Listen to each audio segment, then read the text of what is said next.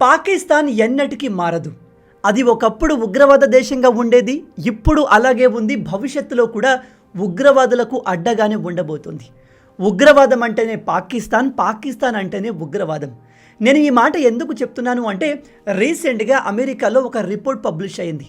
ఆ రిపోర్ట్ చూసి పాకిస్తాన్కి ఎంతగానో సపోర్ట్ చేసిన ట్రంప్, అతని అఫీషియల్స్ అందరూ షాక్ అయ్యారు. అందులో ఏముందంటే, అమెరికా ఇరాన్ పైన దాడి చేస్తున్నప్పుడు, ఇరాన్ మిలిటరీని, నేవీని, ఎయిర్ ఫోర్స్ని డిస్ట్రాయ్ చేస్తున్నప్పుడు, ఇరాన్ తమ మిలిటరీ ఎయిర్ క్రాఫ్ట్స్ని కాపాడుకోవడానికి వాటిని పాకిస్తాన్లోని నూర్ఖాన్ ఎయిర్ బేస్లో పార్క్ చేసింది. పాకిస్తాన్ తమ నూర్ఖాన్ ఎయిర్ బేస్ యాక్సెస్ని ఇరాన్కి ఇచ్చి వాళ్లకు సంబంధించిన అనేక ఎయిర్ క్రాఫ్ట్లను అమెరికా డిస్ట్రాయ్ చేయకుండా కాపాడింది. ఇది పాకిస్తాన్ అమెరికాకు చేసిన అతిపెద్ద నమ్మక ద్రోహం. ఎందుకంటే ట్రంప్ పాకిస్తాన్ని ఎంతగానో నమ్మాడు. ఉగ్రవాద దేశమైన పాకిస్తాన్కి ఒక అతిపెద్ద యుద్ధాన్ని మీడియేషన్ చేసే అవకాశం ఇచ్చాడు. పాకిస్తాన్ ఈ వార్కి మీడియేషన్ చేస్తున్నప్పుడు ప్రపంచవ్యాప్తంగా మేము పీస్ని ఎస్టాబ్లిష్ చేస్తున్నాము, పాకిస్తాన్ ఒక పీస్ఫుల్ కంట్రీ అంటూ తమను తాము వాళ్ళు చూపించుకునే ప్రయత్నం చేశారు. కానీ ఈ పాకిస్తాన్ ప్రపంచాన్ని మోసం చేయలేదు. వీళ్ళ హిస్టరీ ఏంటో ప్రపంచానికి తెలుసు. వీళ్ళు ఏ విధంగా ఉగ్రవాదాన్ని పెంచి పోషిస్తున్నారో కూడా అందరికీ తెలుసు. కాబట్టి వీళ్ళు ఎంత ట్రై చేసినా ప్రతిసారి ఎక్స్పోజ్ అవుతూనే ఉంటారు. ఈ రిపోర్ట్ వచ్చిన వెంటనే ట్రంప్కు ఎంతో సన్నిహితుడైన అమెరికన్ సెనేటర్ లిండ్సీ గ్రహం ఈ ట్వీట్ని చేశాడు. ఇందులో ఇతను చెప్తున్నాడు, ఒకవేళ ఈ రిపోర్ట్ నిజమైతే అమెరికా పాకిస్తాన్తో మెయింటైన్ చేస్తున్న రిలేషన్షిప్స్ అన్నిటినీ మళ్ళీ రివ్యూ చేయాలి. పాకిస్తాన్ ఇజ్రాయెల్ గురించి మాట్లాడుతున్న మాటలు వింటుంటే ఈ రిపోర్ట్ నిజమే అనిపిస్తుంది అని చెప్పాడు. ఇప్పుడు అమెరికాలోని అఫీషియల్స్ అంతా ట్రంప్ పైన ప్రెజర్ పెడుతున్నారు. నువ్వు ఈ ఉగ్రవాద దేశమైన పాకిస్తాన్ని ఎలా నమ్మావు? ప్రతిసారి పాకిస్తాన్ ఫీల్డ్ మార్షల్ని మై ఫేవరెట్ ఫీల్డ్ మార్షల్ అని చెప్పాల్సిన అవసరం ఏముంది అంటూ క్రిటిసైజ్ చేస్తున్నారు.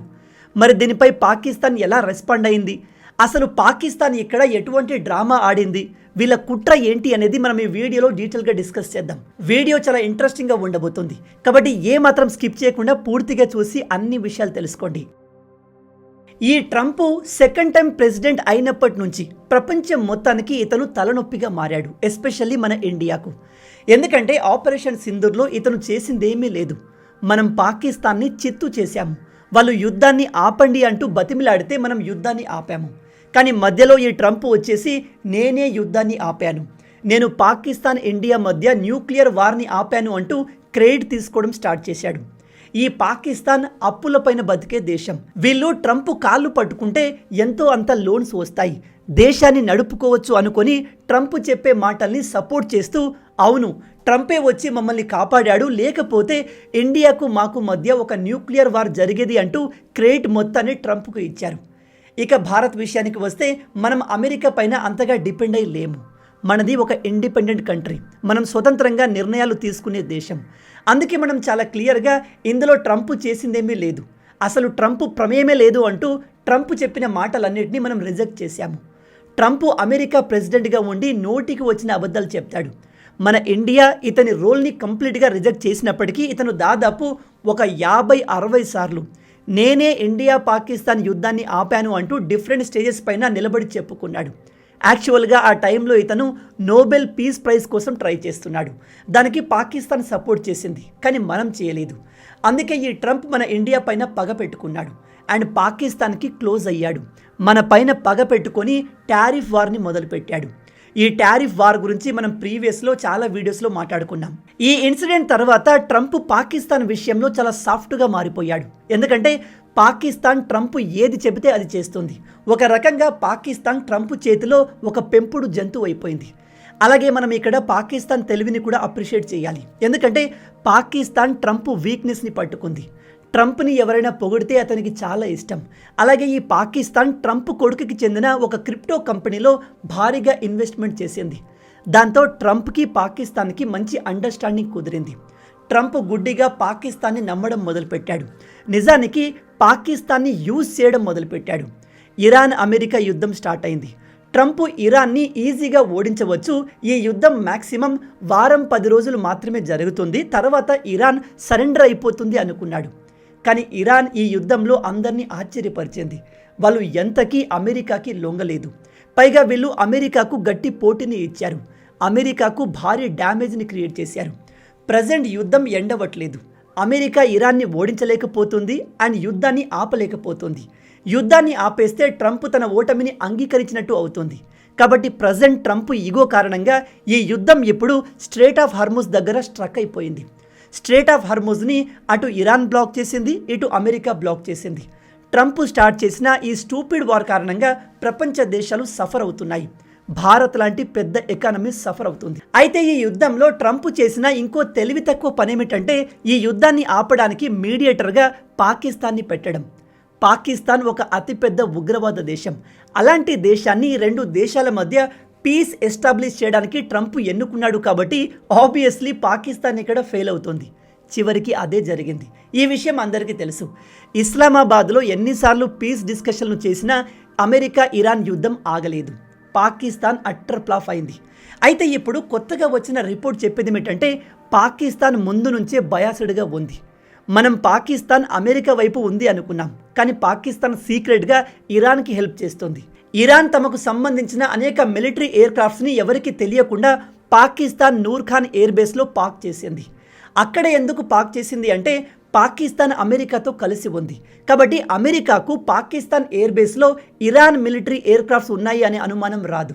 అలా ట్రంప్ సీజ్ ఫైర్ ప్రకటిస్తున్న సమయంలో మెల్లగా ఇరాన్ తమ ఎయిర్ క్రాఫ్ట్స్ అన్నిటినీ పాకిస్తాన్ ఎయిర్ బేస్లో దాచిపెట్టింది. ఒకవైపు నేను యుద్ధాన్ని ఆపుతాను అని పాకిస్తాన్ ఓవర్ యాక్షన్ చేస్తూనే మరోవైపు ఇరాన్కి హెల్ప్ చేసింది. ఇది అతిపెద్ద నమ్మక ద్రోహం. ఇప్పుడు ఈ విషయం పైన అమెరికాలోని అఫీషియల్స్ అంతా కలిసి పాకిస్తాన్ని టార్గెట్ చేస్తున్నారు. ట్రంప్ దీనిపై ఇంకా పూర్తిగా రెస్పాండ్ అవ్వలేదు.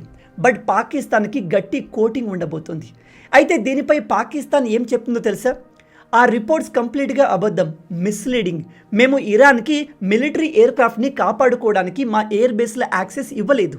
యాక్చువల్గా పీస్ టాక్ కోసం వచ్చినప్పుడు అమెరికా నుంచి చాలా విమానాలు వచ్చాయి. అలాగే ఇరాన్ నుంచి కూడా చాలా విమానాలు వచ్చాయి. ఇవి కేవలం లాజిస్టిక్ అండ్ అడ్మినిస్ట్రేటివ్ సపోర్ట్ కోసం వచ్చిన విమానాలు మాత్రమే. మేము ఏ దేశ మిలిటరీకి ఎయిర్ ఫోర్స్కి సహాయం చేయలేదు అని చెప్తుంది. ఒకవేళ ఇక్కడ పాకిస్తాన్ చెబుతుంది నిజమైతే మరి పీస్ టాక్ కోసం వచ్చిన అమెరికన్ విమానాలు అన్నీ తిరిగి వెళ్ళిపోయాయి. కానీ ఇరాన్కి చెందిన మిలిటరీ విమానాలు ఇంకా అక్కడే నూర్ఖాన్ బేస్లో ఏం చేస్తున్నాయి అంటూ అమెరికన్ అఫీషియల్స్ ఇప్పుడు క్వశ్చన్ చేస్తున్నారు. దానికి ఆన్సర్ పాకిస్తాన్ దగ్గర లేదు. పాకిస్తాన్ ఇప్పుడు చాలా క్లియర్గా ఎక్స్పోజ్ అయిపోయింది. ప్రజెంట్ పాకిస్తాన్ నూర్ఖాన్ ఎయిర్ బేస్లో ఇరాన్కి చెందిన RC-130 అనే ఇంటెలిజెన్స్ గ్యాదరింగ్ చేసే ఎయిర్ క్రాఫ్ట్ ఉంది. ఇది చాలా విలువైంది అండ్ ఇది ఇరాన్ ఎయిర్ ఫోర్స్కి గుండె లాంటిది. దీన్ని పాకిస్తాన్ ఇప్పుడు నూర్ఖాన్ ఎయిర్ బేస్లో కాపాడుతోంది. ఇక్కడ ట్రంప్ పాకిస్తాన్ని యూజ్ చేస్తున్నాను అనుకున్నాడు, కానీ పాకిస్తాన్ తన నక్క బుద్ధిని మర్చిపోలేదు. వాళ్ళ ఉగ్రవాద మైండ్ సెట్తో వాళ్ళు చివరికి రాడికల్ దేశానికే హెల్ప్ చేసేందుకు మొగ్గు చూపించారు. అండ్ రీసెంట్గా Israel prime minister Benjamin Netanyahu ఒక ఇంటర్వ్యూలో చాలా క్లియర్గా చెప్పారు, మేము పాకిస్తాన్ని ఎన్నటికీ నమ్మము, అది ఒక ఉగ్రవాద దేశం. దాంతోపాటు అసలు ట్రంప్ మీడియేషన్ కోసం పాకిస్తాన్ని ఎందుకు చూజ్ చేసుకున్నాడో మాకు తెలియదు. ఎందుకంటే పాకిస్తాన్ మొదటి నుంచే యాంటీ ఇజ్రాయెల్ దేశం. అండ్ ఇప్పుడు వీళ్ళు సీక్రెట్గా ఇరాన్కి హెల్ప్ చేసినట్టుగా క్లియర్గా తెలుస్తుంది అని చెప్పారు. ఈయన ఇంకో మాట కూడా చెప్పారు, కేవలం పాకిస్తాన్ మాత్రమే కాదు, ఇరాన్కి మిసైల్స్ తయారు చేయడంలో చైనా కూడా హెల్ప్ చేసింది అని చెప్పారు. ఇక్కడ ట్రంప్ లాజిక్ ఏంటో ఎవరికీ అర్థం కావట్లేదు. ఇప్పుడు అమెరికాలోని కొంతమంది అఫీషియల్ చెప్పేది ఏమిటంటే ట్రంప్ అమెరికా మిత్ర దేశాలైన యూరోపియన్ దేశాలతో కలిసి పనిచేయాల్సింది. కానీ ఇతను యూరోపియన్ దేశాలతో గొడవ పెట్టుకొని పాకిస్తాన్తో చేతులు కలిపాడు. పాకిస్తాన్ని మీడియేటర్గా ఎంచుకున్నాడు. కానీ పాకిస్తాన్ మొదటి నుంచే చైనాకు బాగా క్లోజ్గా ఉండే దేశం. పాకిస్తాన్ యూజ్ చేసే 80% వెపన్స్ చైనా నుంచి వస్తాయి. అండ్ ఇప్పుడు చైనా ఇరాన్కి మిసైల్స్ తయారు చేయడంలో కూడా హెల్ప్ చేస్తుంది. ఆల్రెడీ మన బద్ధ శత్రువైన చైనాతో క్లోజ్ రిలేషన్ మెయింటైన్ చేస్తున్న పాకిస్తాన్ని ట్రంప్ ఎందుకు నమ్మాడు అంటూ ఇప్పుడు క్వశ్చన్ చేస్తున్నారు. ఇదంతా చూస్తుంటే నాకెందుకో ఈ మొత్తం డ్రామా వెనకాల, యుద్ధం వెనకాల చైనా ఉందేమో అనిపిస్తుంది. చైనాకు పాకిస్తాన్కు మొదటి నుంచే క్లోజ్ రిలేషన్ ఉంది. బహుశా చైనానే పాకిస్తాన్కి అమెరికాతో క్లోజ్ అయ్యేందుకు హింట్ ఇచ్చి ఉండొచ్చు. అమెరికాను ఎస్పెషల్లీ ట్రంప్ను ఎలా నమ్మించాలో చైనా గైడ్ చేసి ఉండొచ్చు. ఒకవైపు ఈ చైనా పాకిస్తాన్కి ఈ ఇన్స్ట్రక్షన్స్ ఇస్తూనే మరోవైపు ఇరాన్కి వెపన్స్ పరంగా హెల్ప్ చేస్తుంది. అండ్ ఇంకోవైపు చైనా రష్యాతో కలిసి పనిచేస్తుంది. అండ్ రష్యా ఇరాన్కి సపోర్ట్ చేస్తుంది. ఈ విధంగా చైనా చాలా తెలివిగా అమెరికాను తన ట్రాప్లో ఇరికించింది. పైగా ఈ యుద్ధం కారణంగా చైనా పెద్దగా ఎఫెక్ట్ అవ్వలేదు. ఎందుకంటే చైనాకు ముందు నుంచే తెలుసు ఇలాంటిదేదో జరుగుతుందని. అందుకే వాళ్ళు ఇరాన్ నుంచి డైరెక్ట్గా భారీ మొత్తంలో ఆయిల్ని కొని రిజర్వ్ చేసుకున్నారు. ఒకవేళ ఇదే నిజమైతే చైనా చాలా తెలివిగా ట్రంప్ ఇగోని వాడుకొని అమెరికా సాఫ్ట్ పవర్ని డ్యామేజ్ చేసింది. ఇప్పుడు అమెరికా తమకు ఎంతో మిత్ర దేశాలైన యూరప్తో గొడవ పెట్టుకుంది. అండ్ ప్రీవియస్ ప్రెసిడెంట్స్ ఎంతో కష్టపడి ఇండియాతో బిల్డ్ చేసిన రిలేషన్ మొత్తాన్ని ట్రంప్ డెస్ట్రాయ్ చేశాడు. అండ్ ఇరాన్తో ఇప్పుడు యుద్ధంలో అమెరికా ఇరుక్కొని బిలియన్స్ ఆఫ్ డాలర్లు నష్టపోయింది. ఇప్పుడు మీరు ప్రపంచ దేశాల్ని అడిగితే ఈ యుద్ధం జరగడానికి ప్రధానమైన కారణం మిస్టేక్ మొత్తం అమెరికాదే, ట్రంప్దే అని చెప్తారు. సో ఓవరాల్గా అమెరికా క్రెడిబిలిటీ, ట్రంప్ క్రెడిబిలిటీ కంప్లీట్గా చైనా చేతిలో డిస్ట్రాయ్ అయిపోయింది. ఇది చైనా సీక్రెట్ ప్లాన్ కూడా కావచ్చు. ఈ రిపోర్ట్తో పాటు అమెరికా ఆర్మీకి చెందిన కొంతమంది అఫీషియల్స్ అనానిమస్గా ఒక మీడియా ఛానల్కి చెప్పింది ఏమిటంటే, ట్రంప్ మొదటిసారి సీజ్ఫైర్ ప్రకటించిన వెంటనే ఇరాన్ నుంచి అనేక మిలిటరీ ఎయిర్ క్రాఫ్ట్లు పాకిస్తాన్కి పంపబడ్డాయి. అవన్నీ ఇప్పుడు పాకిస్తాన్లో పార్క్ చేయబడి ఉన్నాయి అని చెప్తున్నారు. అయితే ఇక్కడ షాకింగ్ విషయం ఏమిటంటే, ఈ రిపోర్ట్స్ని పాకిస్తాన్ కంప్లీట్గా రిజెక్ట్ చేయట్లేదు. ఎస్, కొన్ని విమానాలు వచ్చాయి అని చెప్తుంది, కానీ తిరిగి వెళ్ళాయి అని చెప్పట్లేదు. అంటే ఇప్పటికీ పాకిస్తాన్ వాటిని అమెరికా దాడుల నుంచి కాపాడుతుంది. ఇది చూడడానికి ఎలా ఉంది అంటే, ఒక దొంగ తప్పించుకోవడానికి ఎవరికి తెలియకుండా పోలీస్ స్టేషన్లోనే దాక్కున్నట్టుగా. ఎందుకంటే పోలీసులకు దొంగ పోలీస్ స్టేషన్లో దాక్కున్నట్టు అనుమానం వచ్చే ఛాన్సే లేదు. సో అలాంటి స్ట్రాటజీని ఇక్కడ పాకిస్తాన్ అండ్ ఇరాన్ కలిసి యూజ్ చేశాయి. ఇక ఇజ్రాయెల్ విషయానికి వస్తే, ఇజ్రాయెల్ ప్రైమ్ మినిస్టర్ బెంజమిన్ నేతన్యాహుకు ఈ విషయాలు ముందే తెలుసు అన్నట్టుగా అనిపిస్తుంది. ఎందుకంటే ఆయన చాలా క్లియర్గా రీసెంట్ ఇంటర్వ్యూలో పాకిస్తాన్ ఒక ఉగ్రవాద దేశం, వాళ్ళను మేము ఎప్పటికీ నమ్మము. అలాగే పాకిస్తాన్ తమ నెరేటివ్ని బిల్డ్ చేయడానికి ఆన్లైన్లో వేల బాట్స్ని ఉపయోగిస్తుంది అని చెప్పారు. మీ అందరికీ గుర్తుండే ఉంటుంది, ఆపరేషన్ సింధూర్ జరుగుతున్నప్పుడు మన ఇండియా పాకిస్తాన్ని చిత్తుగా డెస్ట్రాయ్ చేస్తున్నప్పటికీ ఆన్లైన్లో మాత్రం పాకిస్తాన్ నెరేటివే గెలుస్తుంది. పాకిస్తాన్ చాలా ఈజీగా తమ అబద్ధాల్ని స్ప్రెడ్ చేయగలిగింది. దానికి కారణం వాళ్ళ దగ్గర ఉన్న ఆన్లైన్ బాట్ ఫార్మింగ్. అంటే వేల ఫేక్ అకౌంట్లు క్రియేట్ చేసి ట్విట్టర్లో, ఇన్స్టాగ్రామ్లో, ఇతర సోషల్ మీడియాస్లో పాకిస్తానే గెలుస్తుంది, పాకిస్తాన్ ఇండియాను ఓడించేసింది అని ప్రపంచానికి నమ్మించగలిగింది. ఆ టైంలో నేను కూడా ఆన్లైన్ నెరేటివ్లో మన ఇండియా పాకిస్తాన్ కంటే చాలా వెనకబడి ఉంది అని మీకు చెప్పాను. అదే విషయాన్ని నేతన్యాహు ఇప్పుడు చాలా క్లియర్గా చెప్తున్నారు. పాకిస్తాన్ బాట్ ఫార్మింగ్ చేస్తుంది, వీళ్ళు ఆన్లైన్లో ఒక అమెరికన్ మాట్లాడుతున్నట్టుగా మాట్లాడి తమ నెరేటివ్ని స్ప్రెడ్ చేస్తారు అని చెప్తున్నాడు. అలాగే ఇతను చైనా గురించి కూడా చాలా విషయాలు చెప్దాము అనుకుని ఆగిపోయాడు అనిపించింది. ఒక విషయం మాత్రం చెప్పాడు, చైనా ఈ యుద్ధంలో ఇరాన్కి మిసైల్స్ని తయారు చేయడంలో చాలా హెల్ప్ చేసింది, ఇంతకన్నా ఎక్కువగా నేను చెప్పలేను అని చెప్పాడు. అలా ఎందుకు అంటే, ప్రెసిడెంట్ ట్రంప్ చైనా విజిట్లో ఉన్నాడు. పాకిస్తాన్ ఎలాగో యుద్ధం ఆపడంలో ఫెయిల్ అయింది కాబట్టి ఇప్పుడు చైనా ఆ పని చేయబోతున్నట్టుగా కనిపిస్తుంది. ఆల్రెడీ చైనా ఈ యుద్ధాన్ని ఆపడానికి 4 పాయింట్స్ ప్లాన్తో రెడీగా ఉంది. అలాగే ట్రంప్కి కూడా ఈ యుద్ధాన్ని ఆపడం చాలా అవసరం. ట్రంప్ ప్రాబ్లం ఏమిటంటే, ఈ యుద్ధం ఆగాలి, కానీ యుద్ధంలో అమెరికా ఓడినట్టు ఉండకూడదు, ట్రంప్ ఫెయిల్ అయినట్టు ఉండకూడదు.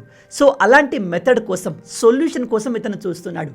బహుశా చైనా ఇతనికి హెల్ప్ చేయవచ్చు, కానీ నిజానికి ఈ యుద్ధంలో అమెరికాను ట్రాప్ చేసిందే చైనా అనేలాగా ఇప్పుడు ఈ విషయాలు వింటుంటే మనకు క్లియర్గా అర్థమవుతుంది. ట్రంప్ ప్రతిసారి చైనాని ఒక విలన్ లాగా పోర్ట్రే చేస్తూ మాట్లాడతాడు. చైనాతో మేము ఎకనామిక్ వార్లో ఉన్నాము, టెక్నాలజీ వార్లో ఉన్నాము అని చెప్తాడు. కానీ నిజానికి చైనా అమెరికాను దాటేసింది అనిపిస్తుంది. ఎందుకంటే ఇప్పుడు ట్రంప్ తమ దేశంలో ఉన్న టాప్ కంపెనీ సీఈఓలందరినీ తీసుకుని చైనాకు వెళ్ళాడు. చైనాలో ఇన్వెస్ట్మెంట్ని ప్లాన్ చేస్తున్నాడు. అలాగే చైనా, అమెరికా కలిసి G2ని ఫామ్ చేయబోతున్నాయి. ఈ ట్రంప్ చైనా విజిట్ గురించి డీటెయిల్గా నేను రేపటి వీడియోలో క్లియర్గా ఎక్స్ప్లెయిన్ చేస్తాను. ఫైనల్గా చెప్పేది ఏమిటంటే, పాకిస్తాన్ ఎన్నటికీ మారదు. పాకిస్తాన్ ఆల్వేస్ ఈ ప్రపంచానికి విలన్గానే ఉంటుంది, ఒక ఉగ్రవాద దేశంగానే మిగిలిపోతుంది. ఇలాంటి చీడ పురుగును ఎలిమినేట్ చేయడం ప్రపంచానికి చాలా అవసరం. ఇప్పుడు ట్రంప్ పాకిస్తాన్ చేసిన ఈ నమ్మక ద్రోహం గురించి ఏ విధంగా రియాక్ట్ అవుతాడో మనం వేచి చూడాలి. పాకిస్తాన్ లాంటి చీడ పురుగును ఎలిమినేట్ చేయాలి అంటే అది కేవలం 2 దేశాల వల్ల మాత్రమే అవుతుంది. ఒకటి మన ఇండియా, మ్యాక్సిమం మనమే పాకిస్తాన్ని ముక్కలు చేయబోతున్నాము, లేదా ఇజ్రాయిల్. ఆల్రెడీ ఇజ్రాయెల్ టార్గెట్ లిస్ట్లో పాకిస్తాన్ ఉంది. ఇజ్రాయెల్ ఎప్పటి నుంచో న్యూక్లియర్ వెపన్స్ ఎట్టి పరిస్థితుల్లో రాడికల్ ఇస్లామిక్ దేశమైన పాకిస్తాన్ దగ్గర ఉండకూడదు అని చెప్తూ వస్తుంది. వన్స్ ఇరాన్ పని అయిపోయిన తర్వాత నెక్స్ట్ టార్గెట్ ఖచ్చితంగా ఇజ్రాయెల్కి పాకిస్తాన్ కాబోతుంది. మొత్తంగా ఇవే ఈ వీడియోకి సంబంధించిన పూర్తి విషయాలు. ఈ టాపిక్ గురించి మీరేమనుకుంటున్నారు? పాకిస్తాన్ని ఎలిమినేట్ చేసే పని ఎవరి వల్ల అవుతుంది? ఇండియాతోనా, ఇజ్రాయెల్తోనా, లేదా రెండు కలిసి ప్లాన్ చేస్తే బాగుంటుందా?